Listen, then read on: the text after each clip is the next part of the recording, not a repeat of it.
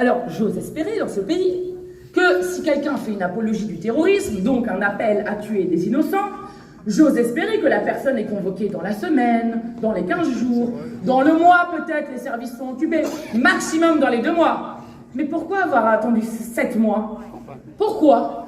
Oui, j'accuse Emmanuel Macron d'instrumentaliser la police et la justice en vue d'un résultat électoral en pleine campagne européenne.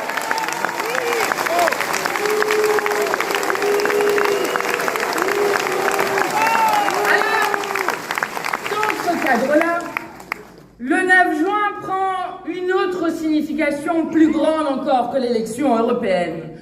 Oui, nous savions déjà que le bulletin Manon Aubry et le bulletin de l'Union populaire étaient le bulletin pour la paix contre le génocide à Gaza vis-à-vis de tous les va-t-en-guerre.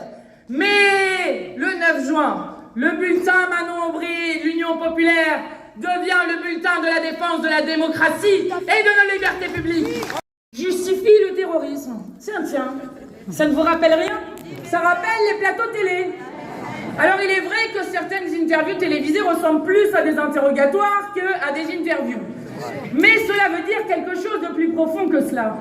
Oui, j'étais bien comme Rima Hassan devant la police pour justifier de mes opinions politiques. Et donc c'est une atteinte directe à la liberté d'expression et d'opinion qui doit être garantie dans un pays démocratique. Et puis, je le dis comme cela, mais s'ils veulent aller jusqu'à là, je signale que par exemple, l'AFP, les journalistes, n'utilisent pas le terme organisation terroriste, que l'ONU n'utilise pas le terme organisation terroriste, que Amnesty International n'utilise pas le terme organisation terroriste. Vont-ils aller jusqu'à convoquer tous ces gens-là pour apologie du terrorisme? Qu'est-ce que c'est que ça? Et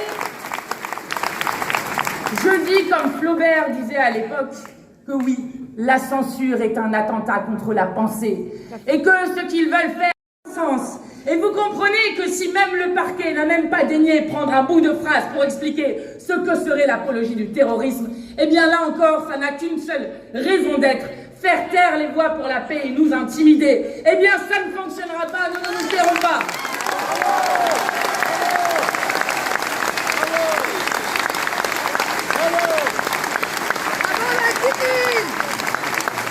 Alors, je lui ai aussi demandé, puisque c'est un communiqué de presse de mon groupe parlementaire, si les 75 députés du groupe parlementaire de la France Insoumise allaient eux aussi être convoqués devant le commissariat pour répondre de leur opinion politique. Et si pourquoi pas, puisque jusqu'où iront-ils? Si pourquoi pas les millions de gens qui votent pour nous seront là aussi convoqués pour apologie du terrorisme. Elle m'a dit je ne sais pas. Eh bien je vous le dis ici, nous continuerons de porter un cessez-le-feu immédiat et inconditionnel à Gaza. Nous continuerons de dénoncer le génocide. Nous continuerons de dire que la France doit interdire de vendre des armes à Israël.